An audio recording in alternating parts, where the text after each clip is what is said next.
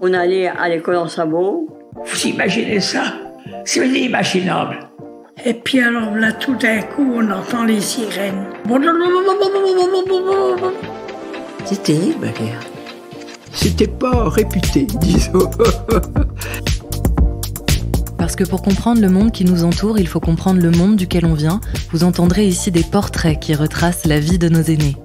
Je suis Capucine Jacob et vous écoutez Entre-temps, un trait d'union entre hier et aujourd'hui, un espace de parole où le passé est raconté par ceux qui l'ont vécu, et vous allez voir, c'est passionnant.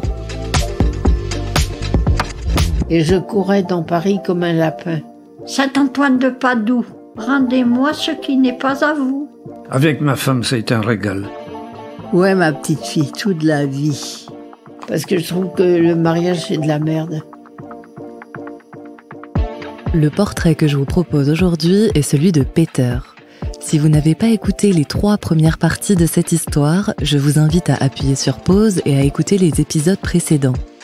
Pour les autres, nous nous apprêtons à découvrir le récit de vie de Peter. Il est le fils de Jean et Hildegarde, le demi-frère de Lucien. Mais comment découvre-t-il qu'il a été adopté? C'est ce que je vous laisse découvrir dans la suite et fin de cette incroyable histoire de famille. Bonne écoute!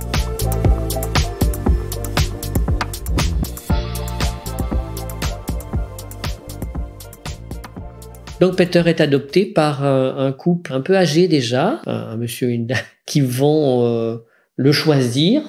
Apparemment, ça a l'air d'être un peu comme on fait son marché. Ils sont dans la pouponnière et puis bon, on va prendre celui-là parce qu'il est pas très joli, il a une grosse tête, il ressemble à Bismarck. Personne n'en voudra jamais. Voilà, par pitié, un peu ils le prennent. Et donc Peter grandira chez eux. Son papa n'est pas mobilisé parce qu'il a une entreprise de charbon, donc nécessaire à la vie quotidienne, quoi. Bref, toujours est-il qu'il grandit chez eux. Et c'est un enfant choyé. Quand il est enfant, il a un train électrique, donc dans les années, on va dire 50, quoi, qui occupe toute la table de la salle à manger. Il vit sa vie de jeune, c'est quelqu'un de tranquille. Et un jour, à un mariage, il a 33 ans, il rencontre une jeune dame qui n'en a que 20. Elle ne le remarque pas particulièrement ce jour-là, enfin, du moins pendant la journée, mais le soir, ils ont un peu l'habitude de faire des farces aux jeunes mariés, et lui va réussir à enlever les 4 roues de la voiture qui se retrouve sur des briques. Elle va trouver ça très très drôle, donc à partir de ce moment-là, ils vont se fréquenter et assez vite ils vont se marier parce que sa maman, à Peter, est très malade et donc il a envie qu'elle voie le mariage. Peter habite Berlin-Ouest et Rebecca habite l'Allemagne de l'Ouest, juste à la frontière avec l'Allemagne de l'Est, Berlin étant une enclave en Allemagne de l'Est. Pour ce mariage, il a besoin de fournir un extrait de naissance. Donc, il va à la mairie, enfin, il demande, et là, il reçoit le papier.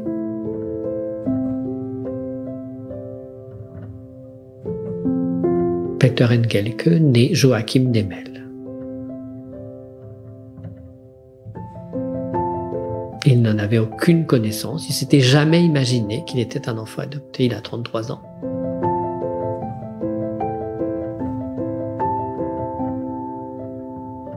Il en parle à ses parents, qui lui disent « Ben oui, on t'a pas dit parce qu'on avait très peur que tu t'en ailles si on te le disait, que tu recherches tes vrais parents. Les papiers sont là dans le bureau, tu peux regarder. » Puis il voyait que ça les attristait terriblement et donc il se dit « Je vais pas chercher, je ferai ça quand ils seront plus là. »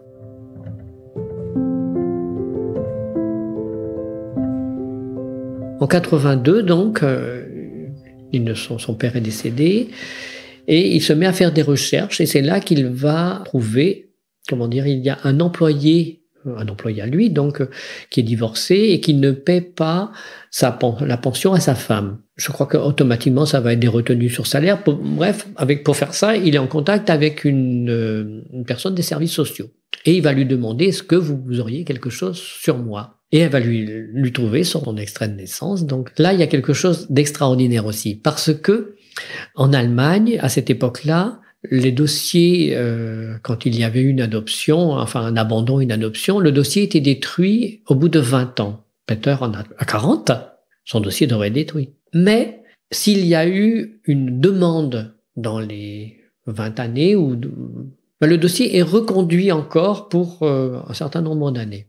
Et effectivement, il y a eu une personne qui a voulu donner une somme d'argent importante à la famille adoptive de Peter pendant tout ce temps. Si bien que le dossier n'a pas été clôturé. Donc, il va réussir à trouver le nom de sa mère et avoir l'adresse parce que, là aussi, un hasard encore assez extraordinaire, la fille des gens chez qui Hildegarde est venue vivre sa grossesse et accoucher, à Tempelhof, Madame Hoffmann, elle se rappelle qu'à un moment donné, quand elle était enfant, il y a eu un bébé dans la maison. Et un jour, il a disparu. Est-ce que c'était un frère à elle ou une sœur? Est-ce qu'il est mort? Mais ça la turlupine. Et donc, ils avaient une employée de maison qu'elle va rencontrer, qui vit dans une maison de retraite. Et cette dame va lui dire, non, c'est pas ta sœur ni ton frère, c'est un bébé que Hildegarde a eu. Donc, elle est au courant, elle, Madame Hoffmann. Je ne sais plus comment ils vont se rencontrer. Toujours est-il que Peter va la rencontrer. En réalité, c'est une cliente à elle. Il livre du fioul ou du charbon depuis des années chez cette dame.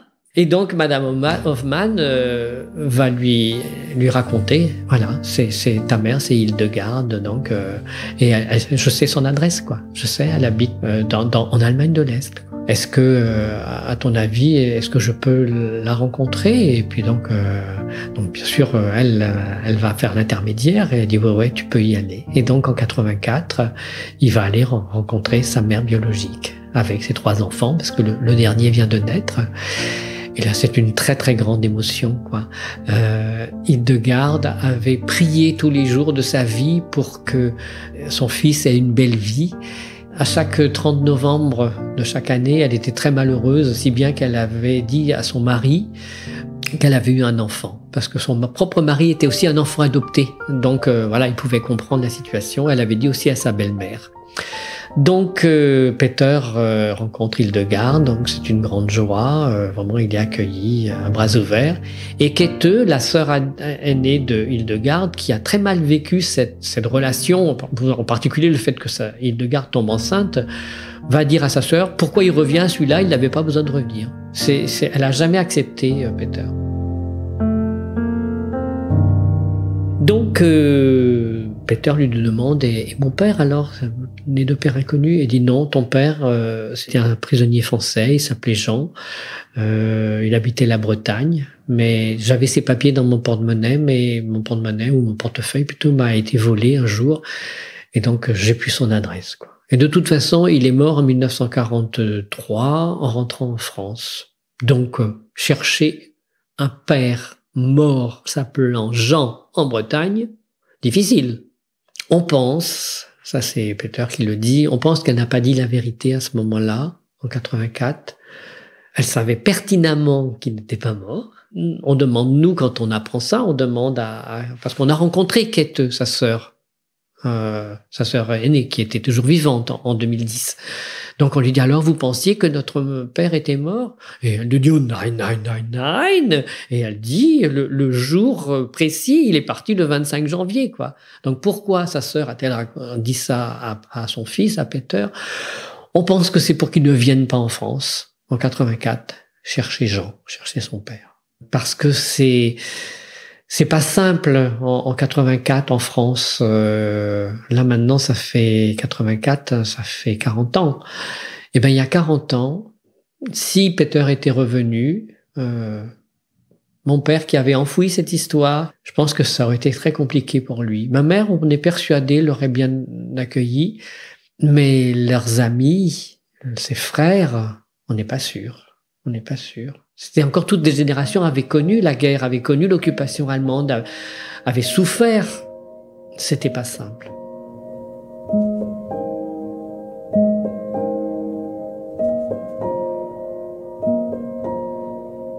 On pense, mais ça on ne le saura jamais, que Hildegarde a choisi de ne pas donner plus de renseignements pour qu'il ne vienne pas en France. On sait aussi qu'elle lui a écrit à la fin de la guerre. Mon père avait dans des petites notes, là, il a l'adresse de la famille Hoffmann à Berlin. Il a l'adresse, bien sûr, à Schlatzmann.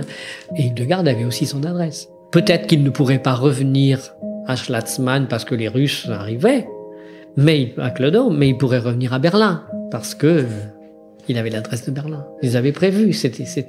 Et en réalité, les prisonniers français n'avaient aucune idée de ce qu'était la France depuis 5 ans. Et quand ils sont arrivés, mais c'était un bouleversement de voir le prix des denrées alimentaires, de voir les restrictions, parce que dans les lettres, il y avait la censure, on ne pouvait pas tout dire. Ils n'étaient pas au courant des exactions des Allemands ici, ils savaient rien de tout ça. Pour lui, de là-bas, c'était possible de repartir, la guerre était finie, tout ça. Mais d'ici, repartir, c'était dire non, c'était une rupture avec sa propre famille, quoi. Et là, il a choisi.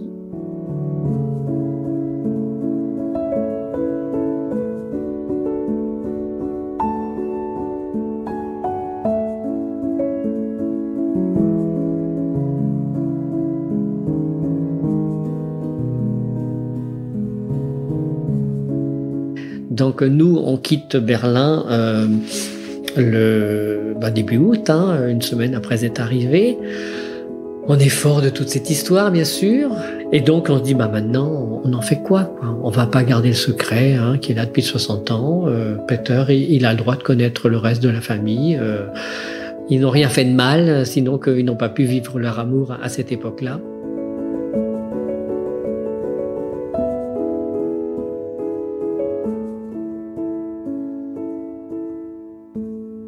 Donc, on a décidé de réunir nos cousins parce qu'on fait des cousinades 2 fois par an. Quand ils sont là, on présente le film que François avait fait, et puis tous, voilà, on raconte. Et puis là, on sent tout de suite un enthousiasme de leur part. Voilà, c'est une belle histoire, vraiment, c'est bien. Donc, on a hâte de le connaître. Et donc, eux, ils avaient dit qu'ils viendraient à la cousinade, mais de l'année suivante, au mois de mai, juin. Et donc, le soir, on leur téléphone pour leur dire comment s'était passée cette journée. Et puis, ils disent, on va venir pour la cousinade de décembre. Alors, on a organisé cette cousinade. Eux, ils ont eu un mal de chien à arriver. Il y avait de la neige cette fois-là à Brest. Il y en a très souvent de la neige à Brest, l'aéroport bloqué. Ils arrivent le vendredi, le samedi, on va au cimetière avec eux, et puis on leur dit, voilà, on dit à notre père, voilà, toi, ton fils qui était perdu ou que tu n'as jamais connu, il est là, il a eu une belle vie, tu peux être tranquille aussi maintenant, voilà, on l'a retrouvé.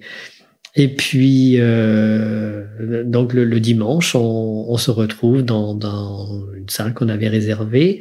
On est 70 à l'accueillir, entre nous, les frères et sœurs, nos enfants, et puis les cousins, quoi. Et là, il fait un discours donc pour raconter, et il dit comme John Fitzgerald Kennedy à Berlin a dit, Ich bin ein Berliner, je dis Ich bin ein Kadiou. Ouais, c'est des moments très très forts. Et puis voilà, depuis, il ne rate jamais une cousinade, et nous on y va 1 à 2 fois par an. Vous êtes une famille? On est une famille, ouais.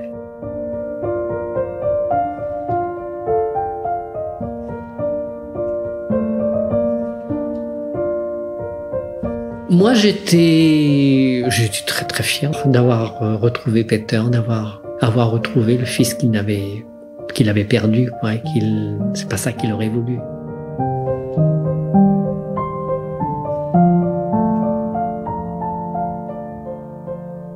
Mon père nous a fait un petit pour ses 100 ans. C'était l'année de ses 100 ans, 2010. D'autant plus que, comme je disais, j'ai grandi dans l'estime de mon père, qui aurait pas du tout été d'accord avec tout ce qu'on fait là, bien sûr.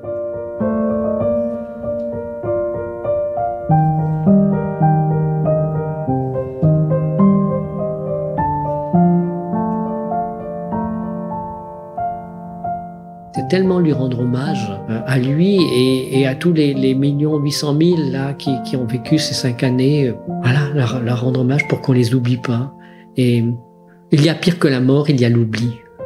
Et voilà, je trouve que là, j'ai rempli mon devoir.